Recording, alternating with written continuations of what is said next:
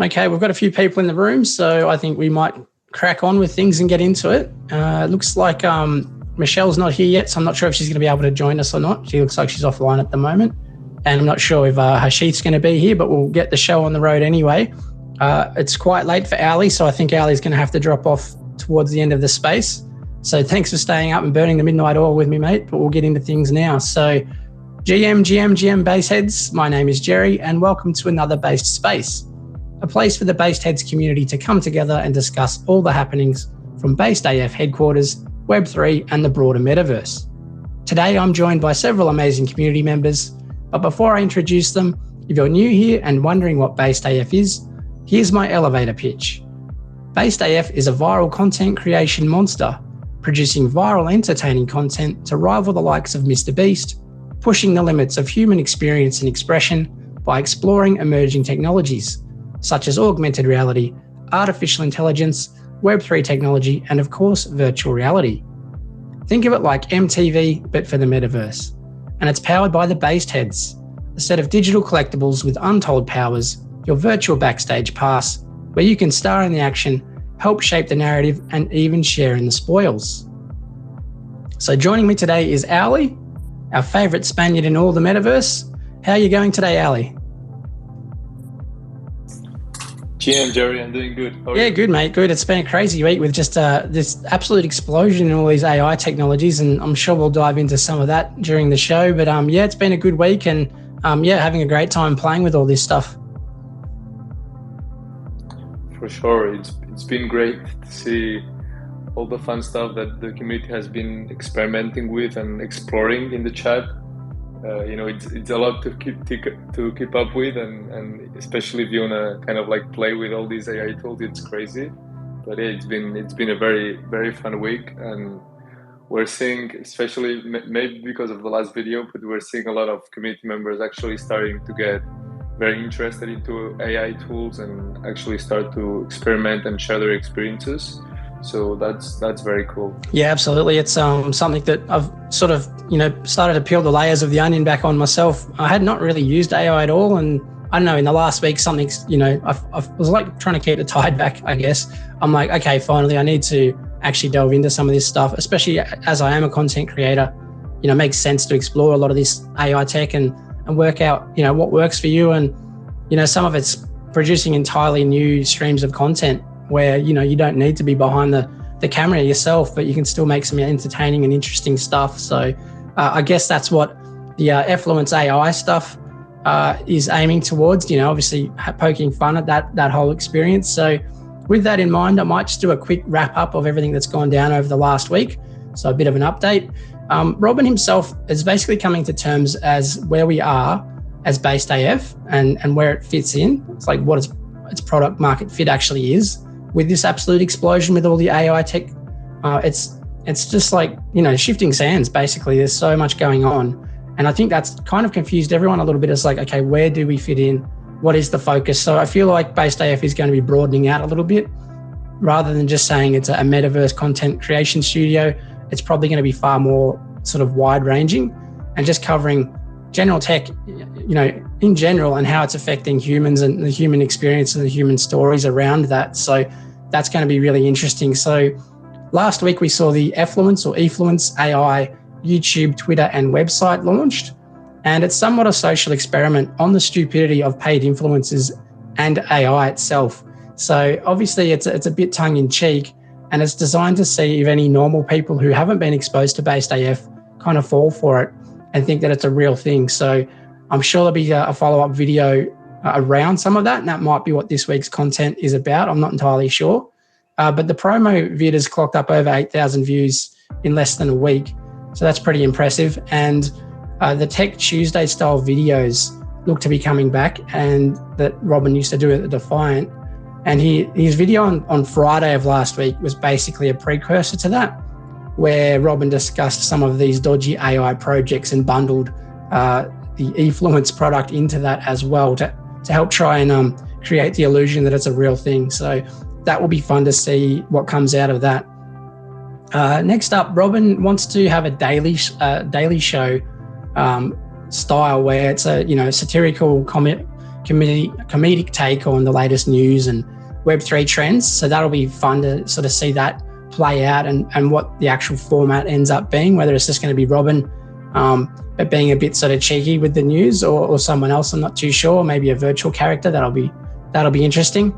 They also want to have a virtual show where the set is purely digital and the performers can be in character as an avatar, but interact with the digital environment in real time. And if you have a look at Jim Cramer and his Mad Money show, even though it's a finance show, the set is totally digital, other than Jim himself and a row of buttons, physical buttons that he has in front of him, which you can then trigger a bunch of virtual stuff in the environment in real time. So I think that's what Robin meant by that comment, that he's looking for a Mad Money style show. I don't think it's the content itself. I think it's more the digital environment that he's talking about there. And he also mentioned that we can expect a game show format as well. So hopefully that one involves community members in a VR setting, and some of us could participate and be sort of pulled out of the crowd and compete in these funny game shows. So that'll be fun.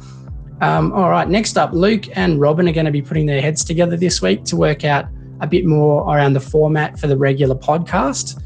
If you missed the news last week, it looks like that BasedAF has acquired Luke Franks' podcast, Welcome to the Metaverse, which is, I think, 97 episodes deep and a couple of years in the making now. So that was definitely a good get, and it's another vertical for BasedAF to sort of focus on and produce. So that's really exciting. Just an update on Dildo Dash. So we're still waiting for the Monaverse update before Dildo Dash can go live, but it's otherwise ready to go. And I actually got to go in there myself last week with Curb, and it really is an awesome environment. And I honestly can't wait for that to spin up.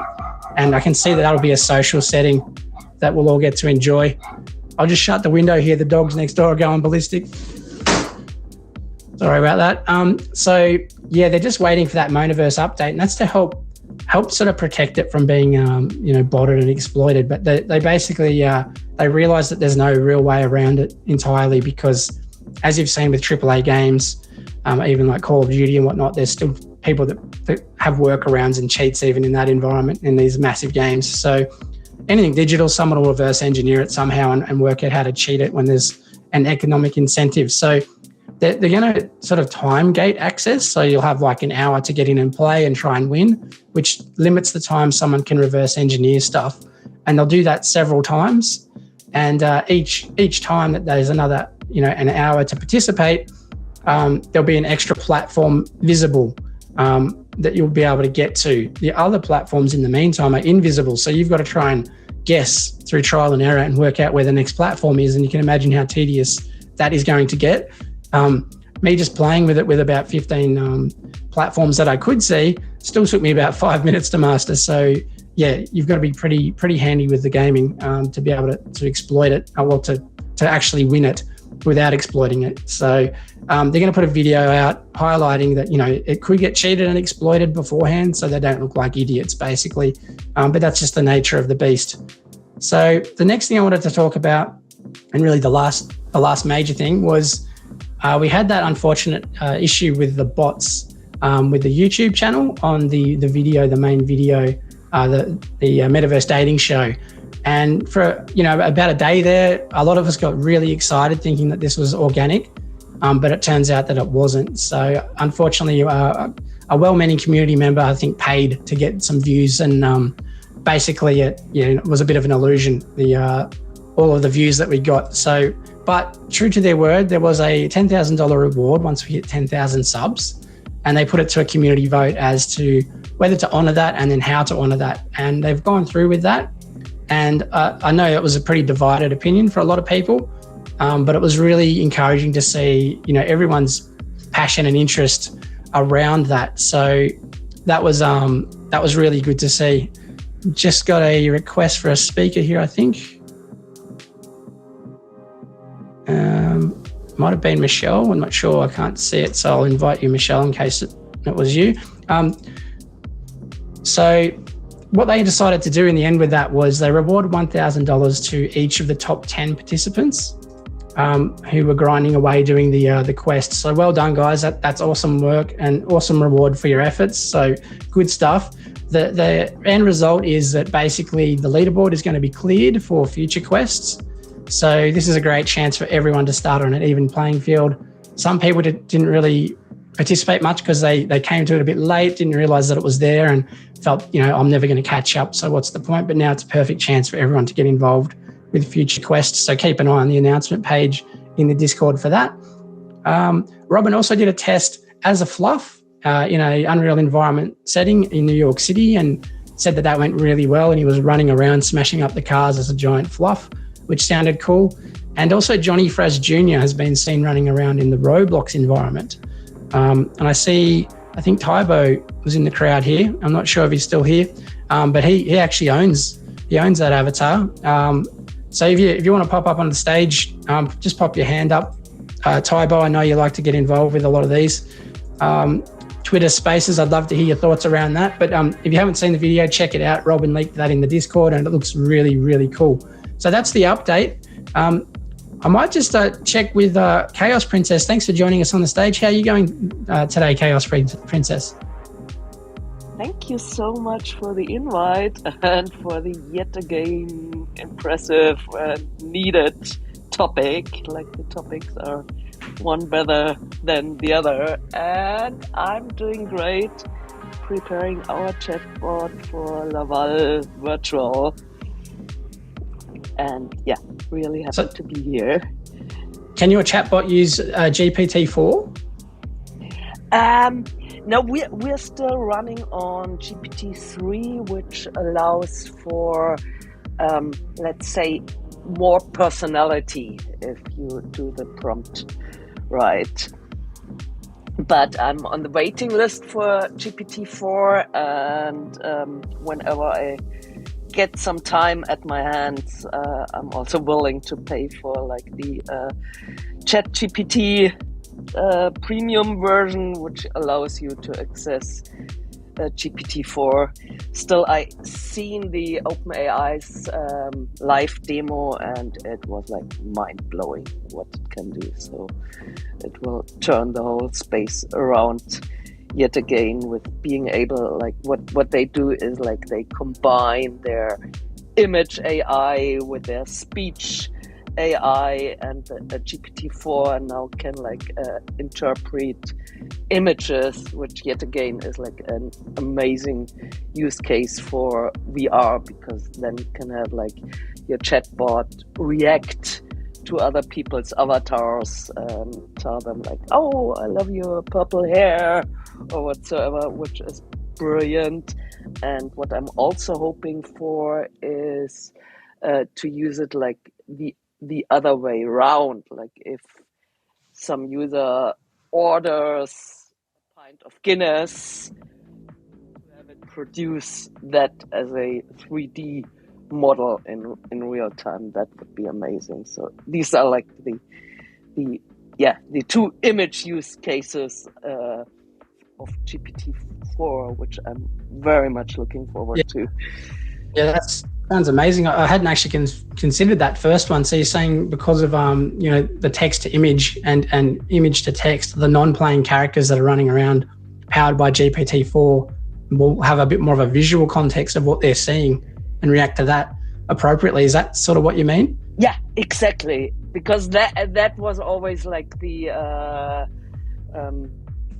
bottleneck, so to say, that the chatbot didn't have like a visual understanding. And on the other hand, avatars, because I say it's your true self, or at least it's a very important persona of people. So their looks in VR are usually very important to them, and this gives so much possibilities to have the chatbot react to how an avatar looks, or how that's awesome gestures. So I'm really can't wait to work on that.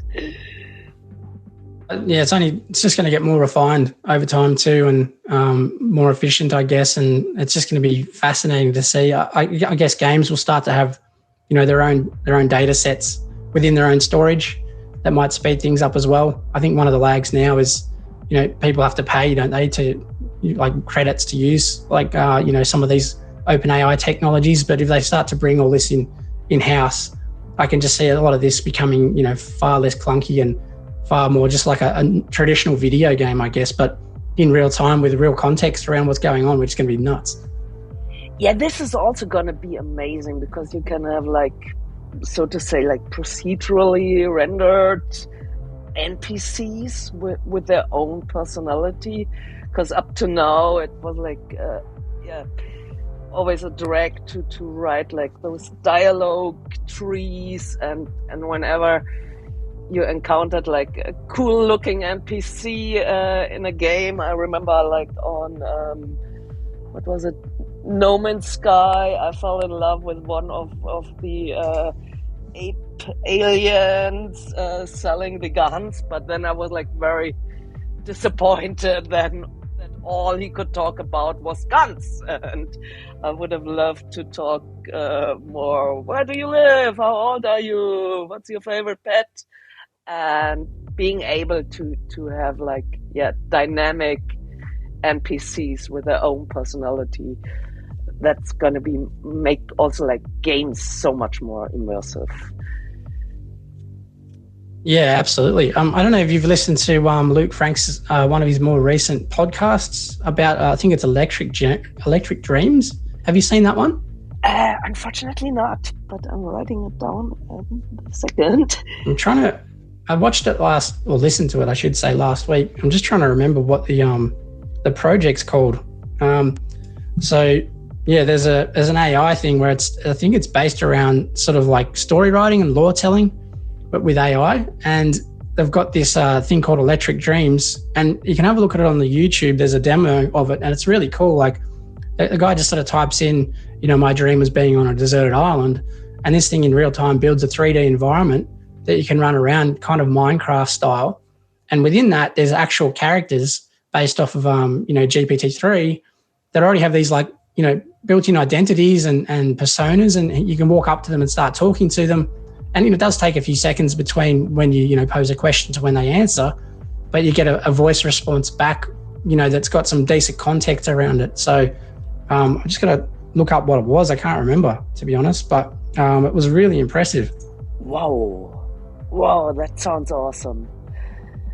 Yeah, I'm sure it's only going to get better, especially with GPT-4 now. Just there's going to be so much stuff that's built out on that. And I think one of the issues with GPT-3 was it was a little bit dated, wasn't it? The data set is from 2021, I think. So it loses a lot of context over the last couple of years if you're prompting for stuff.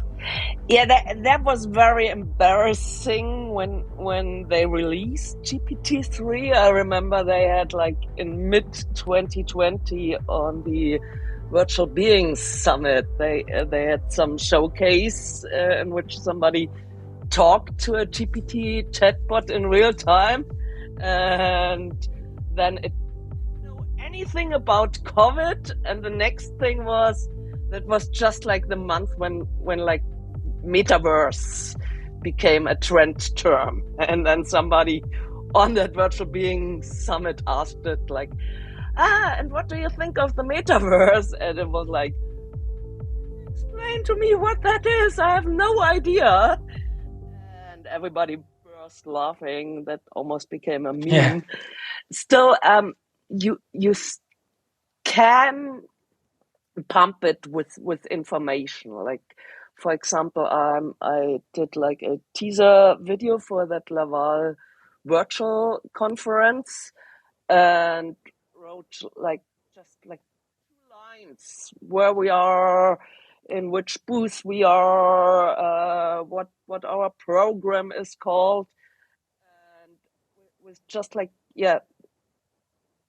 very condensed information in the prompt, it then knows what it shall answer. And I didn't even in the actual conversation, I didn't even ask for the booth, but I just asked where are we in real life, and it delivered all the information. And so that's also, I think, very useful if you want to design greeter bots or onboarding helpers. that you can feed it with your personal information. And if it comes to like important headlines, like who's the president of the United States or what new pandemic do we have now, then you can also feed it into your original prompt. So there are workarounds. Of course, there's a big difference between being trained on all of Wikipedia to trained on some developer ideas, what they want to have as information to follow on. Yeah, that's great. I had a quick look and I dug up what the company was that Luke was talking to. It's charisma.ai, Charisma AI. So check out their website. It looks pretty cool. And the concept behind them is truly intelligent, non-playing characters in metaverses, games, and virtual reality. So I know the Altered State Machine from a Web3 point of view is sort of targeting that similar type of thing.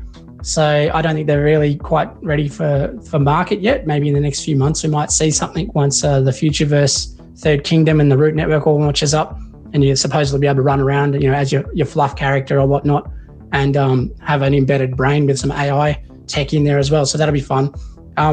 We've got someone out of the crowd that's popped their hand up and joined us on stage. So Builder of Things, did you want to have a few words? Please join us. Hey, what's up? How you doing? Good, man. Thanks for joining us.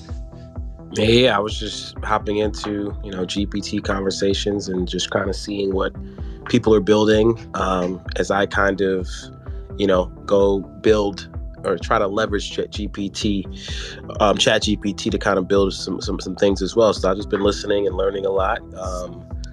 I'm currently leveraging ChatGPT right now to kind of I'm building something called Cancel GPT, which leverages AI to pretty much find all your old tweets, and it pretty much tells you how to revise them before you get canceled.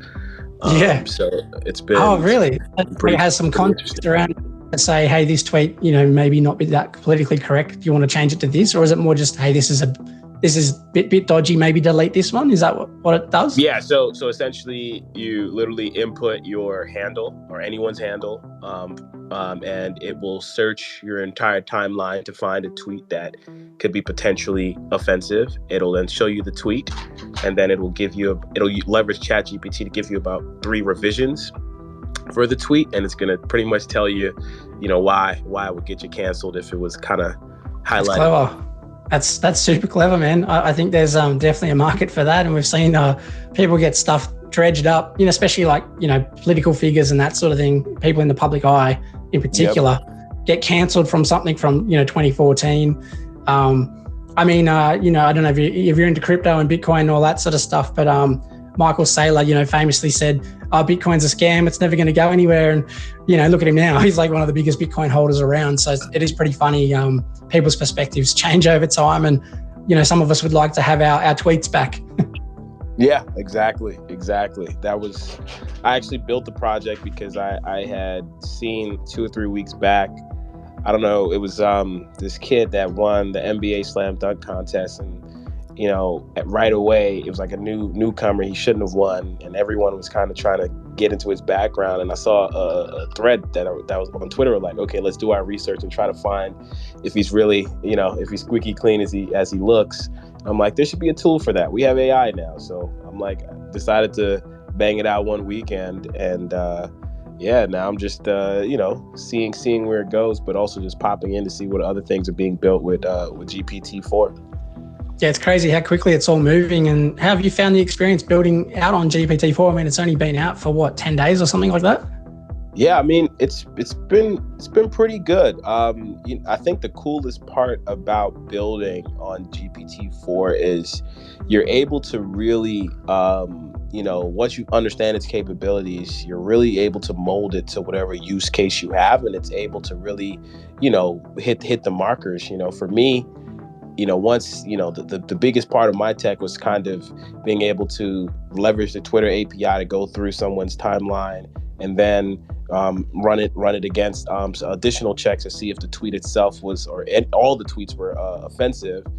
But then the GPT does the rest. It kind of, once I give it the tweet that has been marked as offensive, it's able to intelligently give me the revisions and also tell me, why in context, it could get canceled. I'm like, that, you can't really buy that knowledge. It kind of adds to the experience.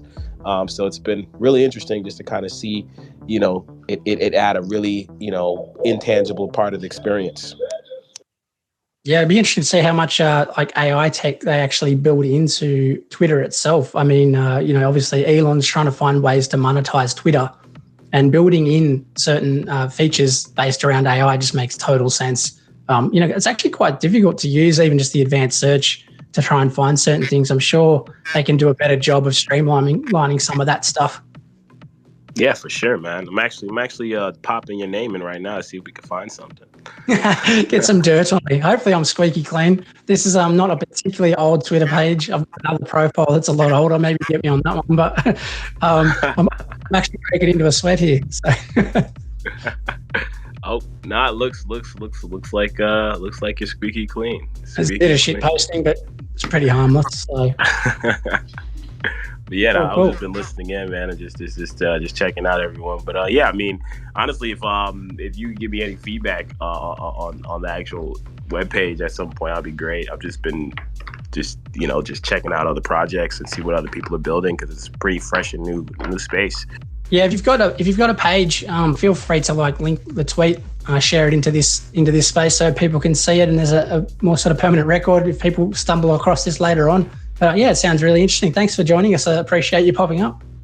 Yeah, for sure. How do I share a tweet? I don't really know how to do that. I think you can just go and share within the app, and then you can share to the space, I think, as a speaker.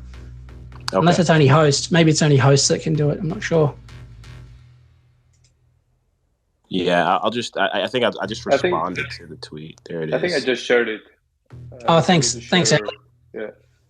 Hey, so Auli, while you're up, have you been using any new AI tools yourself? I'm not that tech in terms of doing prompts and coding and stuff like that. So personally, I've found some of these more easy to use, user-friendly interfaces really useful, and especially with the image generation stuff. Yeah, I mean, I've been using ChatGPT for quite a while now, and Midjourney as well for quite a while. This week, I've actually been experimenting with, I think it's called Defiant, I think, the one for video generated content. Yeah, I tried that out like a few weeks ago. I tried it again this week, and also with Photo AI from Levels.io, I think it's called. I tried that one out as well, and that was really cool. Like, also just seeing what people have done inside the app, and the user experience is super cool. It's like super easy to navigate. So I've been actually diving into Levels.io. Is like a very well-known guy on Twitter, like in the AI community. So yeah, I mean, I'm just experimenting, and Photo AI has really like caught my eye in terms of like what they're doing. So yeah, I think those two were the main highlights. Yeah, cool. There really is just so much, especially now. GPT-4 is out. I guess the power that can generate versus the previous version is going to be probably an order of magnitude better, I would assume. So just with the rate of change. So I honestly, the next 2 or 3 months, I think it's going to be absolutely nuts as everyone tries to find a way to go to market and get there first. But to be honest, they'll probably end up getting swallowed by Google and Apple and whatnot, Microsoft, because they'll just build a lot of this stuff in as features. And we're already starting to see some of that. Apparently, I think it's Bing that's been running on GPT-4 before it was even made public. So that was, one example. And I think Google has folded a bunch of this stuff into their platforms as well. So, I mean, it really is going to be the year of AI adoption. And most normal people that I talk to, they still don't really realize what's around the corner. And it's still a big, scary thing. It's still the Terminator coming back and taking over the world or whatever. And but once it's just built into these everyday platforms, people are going to start using it a lot more. Did you want to speak, Auli? Yep. Yeah, for sure. And just while I'm here, just before I leave, I have to go to bed because it's quite late here.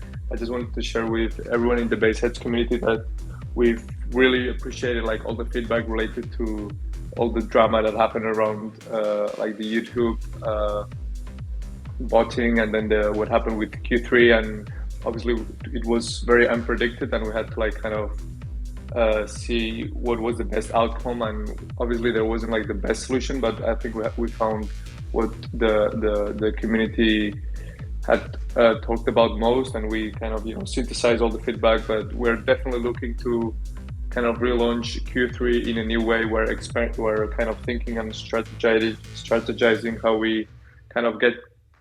we can get closer to our idea, and obviously Supermassive's idea of the full-time fan. And obviously I think the main feedback we've received, and it's something we're kind of exploring still, is how we can kind of have a more fair distribution for the rewards, and for kind of distributing the rewards of the next quests and the next Q3 campaigns to all the community, so that everyone in the community kind of wins. That's kind of the main goal.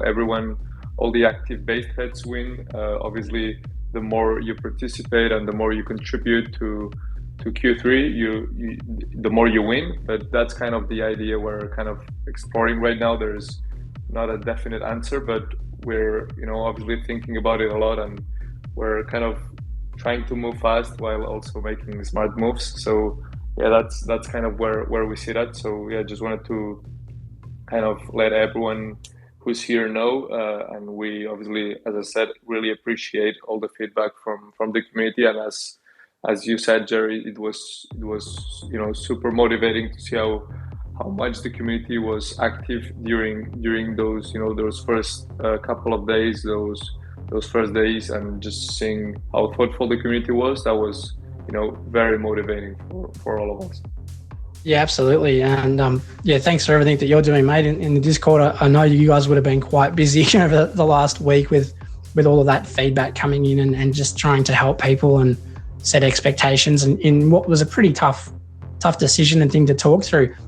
Before you do head off to bed, I was just wondering, do you know what the nature of this week's content drop could be? Is it going to be based around the Effluence AI? I'm not 100% sure. I do know that the community, that Supermassive's idea is to have a video out on Thursday, but I can't confirm 100%. But that's the idea for sure. Yep. Too easy. Yeah, it seems to be the regular flow of videos. So that's great. Thanks so much for staying up and joining us, mate. I know it's quite late for you, so.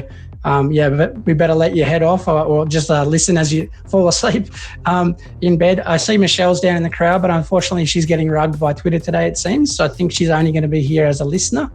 So that might just leave me and you, XaosPrincess, to sort of kick the can around and fill the air for the next 25 minutes. Do you think you're up for that?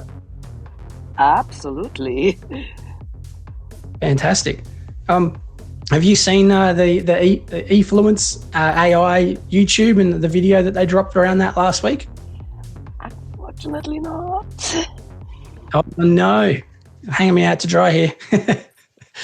It is pretty funny. It's only about 90 seconds long, but it's basically done as a pretty much a spoofed thing that's a pretend AI based around basically hiring an AI version of a celebrity and getting them to plug your product.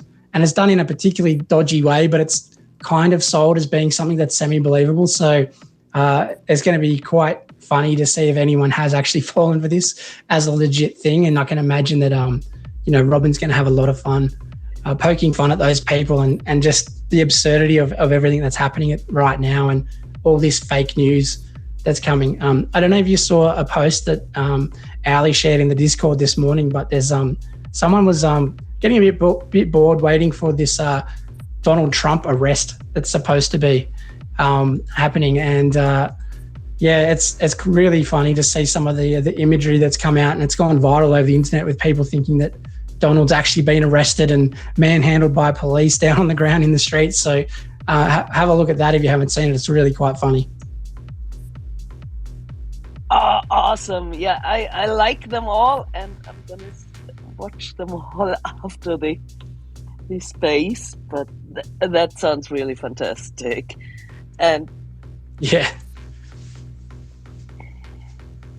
still, I think those deep fakes getting better and better now can also cause a lot of trouble. So we're gonna, probably need some new proving system to make sure that we aren't seeing fake images or fake videos, which up to now was kind of like the last resort of proving that something was like actually happening, and now you have trouble like telling the difference between what's a real video, what's a deep fake. Yeah, it's going to be a huge issue going forward for sure. A lot of people are already freaking out about it. So, it's going to be pretty scary. I just see Supermassive himself just joined us as a listener in the crowd. I don't know if you want to take the stage, mate. There's only about 8 of us in here, and I know it's quite late for you, so you might be just laying in bed, ready to doze off. He's requested. Let's see if we can get him up. Hopefully, he's not rugged like Michelle. Approve. Hello, sir. Can you hear us? Might be rugged. Calm as a bitch. Yo, everyone. How's it going? Before I continue, a quick word from our sponsors that make the show possible. Introducing Fraz Cola, the world's premier beer-flavored beverage. It's Fraz, delicious, highly nutritious with a top-secret recipe that's so delicious. Nothing beats the buzz of a cool Fraz Cola. What are you waiting for? We're getting Fraz to the NAS. Consume at your own risk. Symptoms may include and death. Yeah, good. Thanks for joining us, mate. How's the day been? It's been a day. Every day is a day at the moment. It's I tell you what, everything is moving so quickly, and we're trying to do so many different things at the same time. Like you just end up at the end of every day just feeling like you've had your brain smashed out with a brick wrapped in lemons. It's the most extraordinary. It's just like I'm doing a really dumb thing. I'm basically doing 3 startups simultaneously. One of them is an NFT project, which is always a game. It's a life shortcut right there.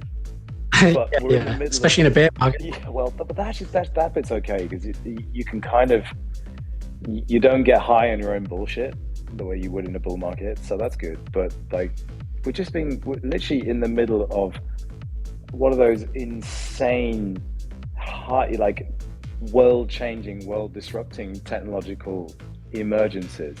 And the stupid thing is that it really feels like this is all happening suddenly, but it's not. Like the AI thing has been going on for 10, 15 years. It's just that it's now finally reached that point where it's just broken through. You kind of forget that it's we feel like DALL-E and Midjourney and all these things emerged last year, but the models and everything else, the idea of AI, it's been with us for a great deal longer than we think. It's just that now it's just this pervasive thing that feels so very similar to science fiction and everything else that's going on. But trying to keep on top of it, try and stay up to date with it, it's I've never seen anything like it in my entire life. And I've seen weird things spring up and these communities spring up where just the fact that something launches and is new gets everyone to join in and go, yeah, this is cool, yeah, this is the thing. And it's obviously most of it's horseshit, but so much of it isn't horseshit. It's oh god, and you cannot sit still. You have to jump on everything, and so you just end up being completely frazzled the entire time. So that's a very long-winded way of saying I'm knackered.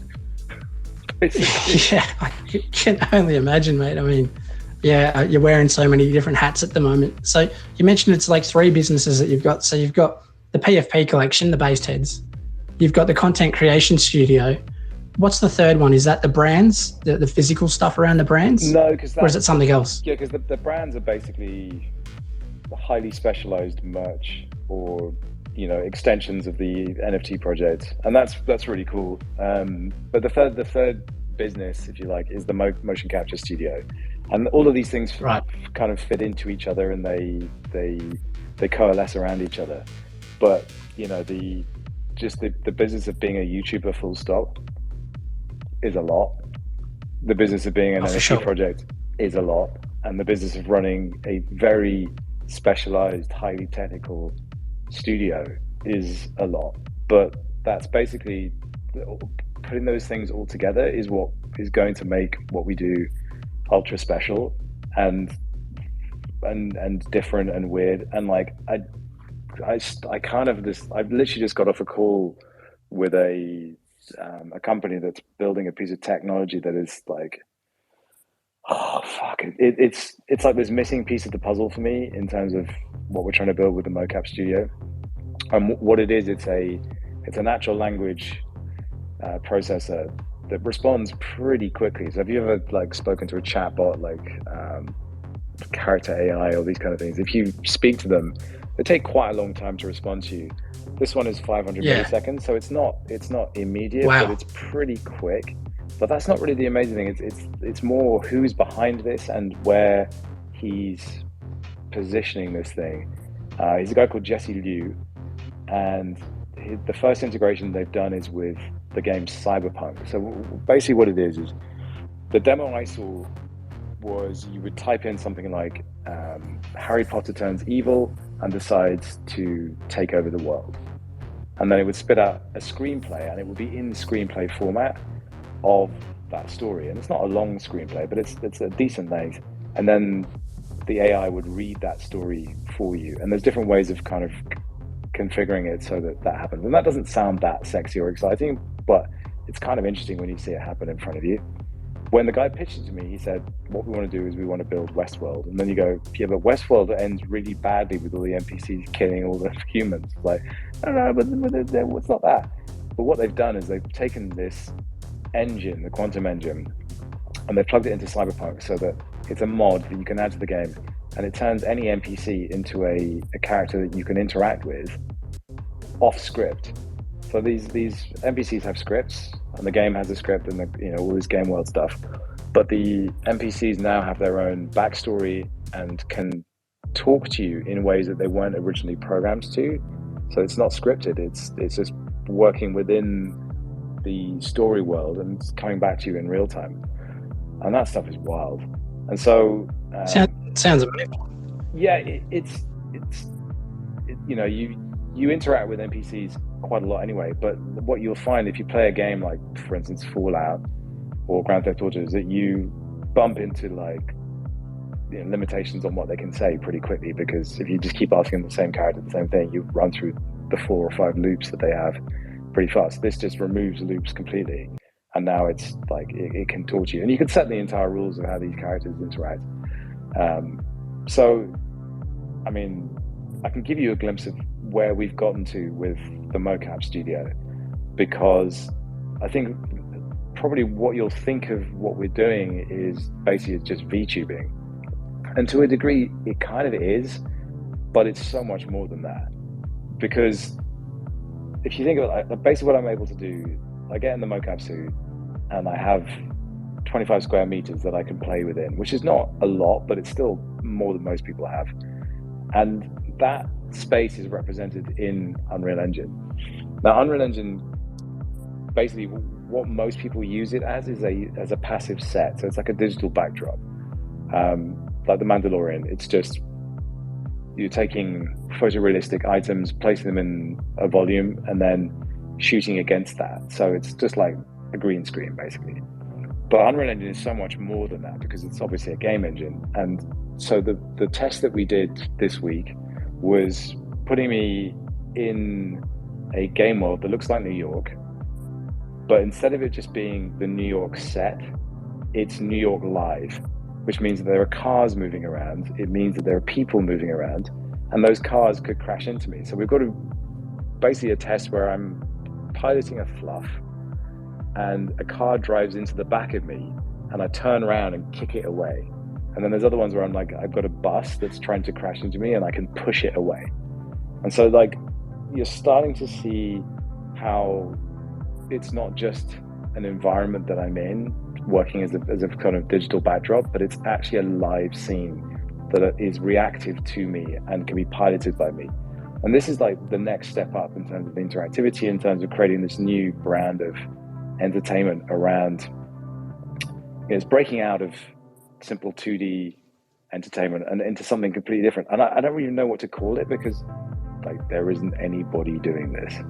That's what's so weird. When we have conversations with people, they're like, why would you do this? Why would you shoot it like this? Why would you create this pipeline? I was like, well, because that's what we're interested in. We're taking these game worlds, these game engines, and turning them into something. The bit that I've been missing is like when I'm in that world, so I'm in the New York City street, there are people, and I can walk up to those people, but they don't respond to me, and I can't interact with them because they're not programmed to do anything other than just stand there and just be NPCs in the street.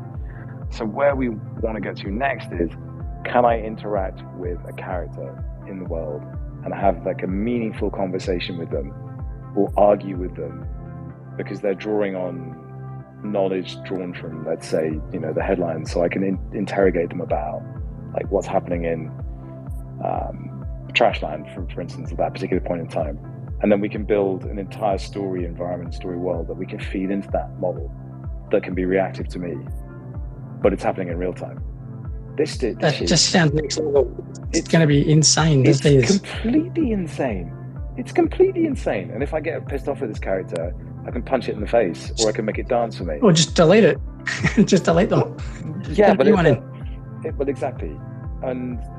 But again, this is all happening in real time. And so a lot of the work we're doing at the moment is trying to take shorten the pipeline from basically idea to delivery. And there's no shorter pipeline than going live. I don't think we're quite ready there yet, but we're trying to make it possible to like film within the volume as if it's a real camera, and then get the rushes to the editor like in real time. And so kind of the way we have to do this is we have to be able to sell this as a service to, for instance, imagine Angel Baby wants to do a quick TikTok session and wants to shoot a bunch of stuff. We could get the Angel Baby model and then just like shoot some stuff for Angel Baby that could then be sent immediately to their studio in LA, and they could see exactly what we've been shooting. That's a use case. And I mentioned Angel Baby because we had a call with Hume last week to sound out how we might do something together. I'm not saying that we are doing something together, but it makes so much sense for us to explore this stuff together. And there's so much stuff going on in, you know, with Gods and Goblins as well. Like there's some interesting conversations to be had there. So packaging that up as a service is a really important thing. But what we have to do is just keep testing the limits of what we think is possible here.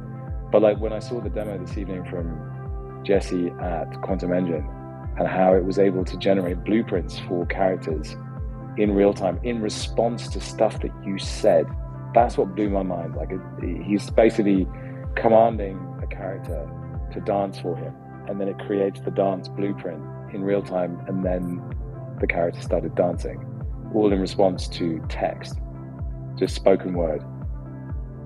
It's just nuts. It is just nuts. And what I feel is just so wild is that I've been trying to figure out where AI fits into what we're doing at Based. And we've also been doing a bit of kind of focusing in on, now that we've been out and about for the last kind of couple of months and putting content out there and understanding where we sit in the space. And like, obviously the metaverse and AI are going to be a pretty powerful companions in all this, but the metaverse narrative is a bit lost at the moment. But I really feel like for what Based is about is sitting at this sort of intersection point between humans and technology, which is rubbing up and creating so much friction and so much heat now that it's scaring people away and it's polarizing people. And like Based should be right in that intersection point. Like it's not just talking about tech, it's talking about humans and tech. And if people need it, it's like helping them navigate it. And I kind of think of this idea of arming people for success, or arming people to thrive in a world dominated by technology, because it's going to be everywhere. It's going to be nuts. And so just being a place where if you're a BasedHead, you're not afraid of that. You can step up and be part of it. And Trashland's the place where we can be a little bit nihilistic about the whole thing, but we can thrive if we don't get kind of beat down by it.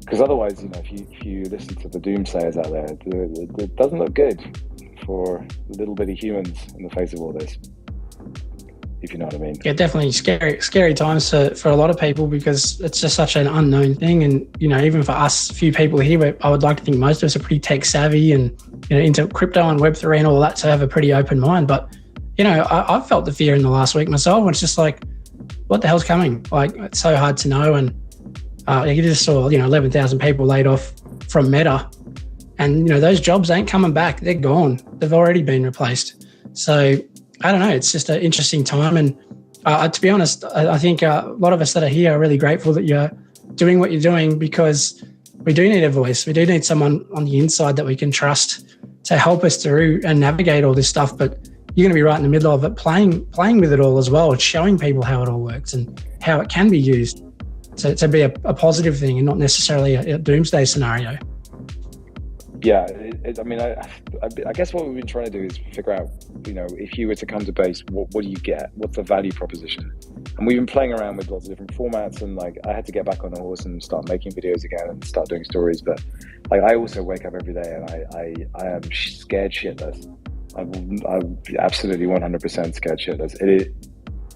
There's this sort of existential dread that comes with all of this, which is every assumption you've made about the world is about to be upended. And even if it hasn't been upended already, we'll be upended really fast. I see people saying, well, there are jobs that AI just won't disrupt. AI is not going to cut your hair. And you're right, AI won't cut your hair, but a robot will cut your hair, and it will be powered by AI. And there you go. And it's okay, so where does that leave us? And the answer is you just got to kind of meet it head on. But I feel like all the experiments we're doing, all the things we're trying to get savvy with, they're a little bit, it's more like if you get a new camera and you go and shoot some tests with it, you don't really learn anything about the camera particularly. What you need to do is go and use that camera in a real setting, on a real shoot. And a lot of these AI tools, people are just testing with them. What we want to do is put them to work. So when we did eFluence, for instance, we made a real product. It's bullshit, but we made a real product, and we'll kind of cover why we did that this week and why we specifically did it that way, just to see what we would learn, see if people would sign up for it. And as it turns out, they did. But that was, that's what we need to be doing, is exploring these things on a deeper level and in a more kind of interesting level, because I don't think most people's explorations go far enough. They're too busy creating clout for themselves because they're AI influencers, and I'm yeah, whatever. There's a deeper level here. So if we can build a community around that, and the BasedHeads represent this empowered, awake group that's fuck yeah, let's take this thing on and thrive as human beings in this world dominated by technology, then I feel like we're starting to get towards something. But I'm also going to be the guy in a suit, creating content and having fun in real time with an NPC powered by AI, because I just want to see what that would be like. Because no one's ever done that before. So yeah, it's going to be ridiculous. I can just see you pulling at that thread and probing and prompting this poor bot into submission and seeing what it spits out. So that's going to be hilarious. Yeah, what's so weird about this whole thing is if I was to go and do a music video shoot, I'd spend a day, 16 hours filming, and then the shoot is done, and then you go home and you edit it. With the stuff that we're building now, we have these persistent game environments that I can jump back in, and you just keep iterating on top of it. So it's much more like a sitcom where you kind of have a recurring cast, and you come back and you add to it, or you bring in a new character and these kind of things. And it will feel a lot more like that once we get it up and running. I know I've been talking about this for 2 years already, what I wanted to do with this, but I am as close as I've ever been to realizing that vision now. And like, there's so many technical hurdles that we have to overcome. Like, it's like every day we solve a problem and then we create a new one, and then we solve that problem and we create a new one. But we're sort of grinding our way slowly to a place where like all the things that I'm asking of the team can actually be done. So, you know, for instance, solving hands suck in mocap. They really do. Like, particularly with optical mocap, they completely suck. So we have these gloves that are basically have stretchable sensors in them, and we got that system up and running today, and it's incredible. Like the dexterity, the way it responds, and you also have no stupid markers to fall off the tips of your fingers, so that all goes away. And now I can actually play the guitar the way I want to play it. Oh, really? You can actually play it properly? Yeah, you can play it in Engine as well. And wow. So because it's a MIDI device, so we can actually trigger all the MIDI events through the thing, and because it's got so many different controls, it's a very expressive device. But like, that's a non-optical solution, and therefore it has to get piped in to the character in a different way. And there's a great plugin for MetaHumans, but there isn't such a great plugin. Well, there isn't anything for custom characters, so we have to build everything bespoke. And then the biggest challenge we have ahead of us is getting a great face solution. So like really bringing fully expressive face capture to the character. That's going to be a hard thing, but we'll get there slowly, because it's pretty much the hardest thing we have to solve. But wild times. I know we've got Chaos in here as well. Hello, Chaos. We ran together for a few hours in the metaverse, and it was awesome. I know you've definitely built an AI barman. Am I right in thinking that? Yeah, the quantum bartender who stands at the quantum bar, and you can have a nice chat with him already. And I use GPT-3, which allows for more personality than ChatGPT. And on Friday, the 31st, we're gonna have a friends and family evening. So join us if you have time. That would be amazing. Amazing. I'll never forget when you turned up and you were like this ball of energy that everyone was knackered.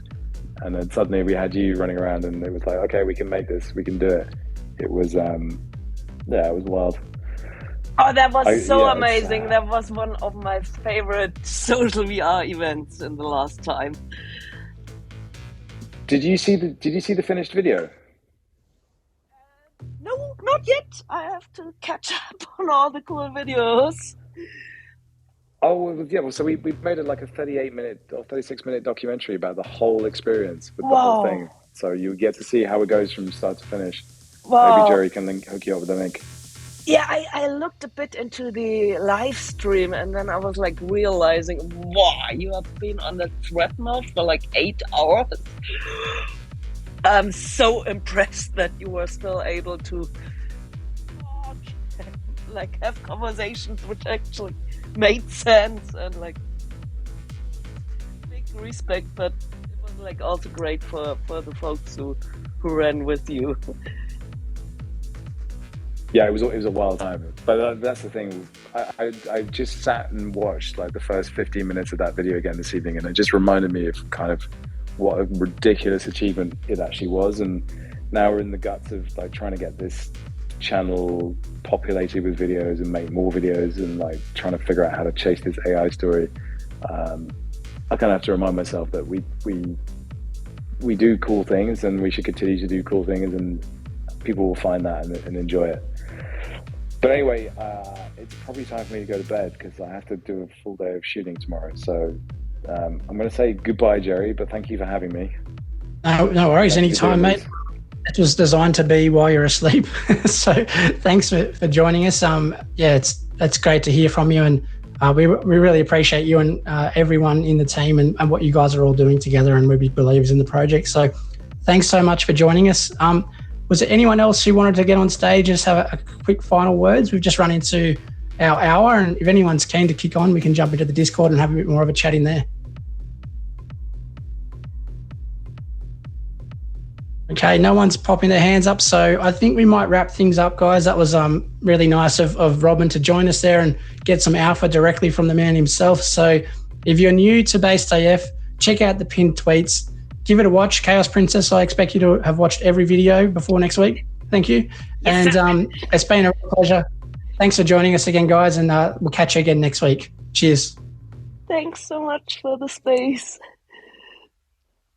Cheers. Bye. Be based, guys. Be based. Thanks very much for watching. If you enjoyed this content, smash that like button, hit subscribe, and maybe consider watching one of my other videos. Bunnies up.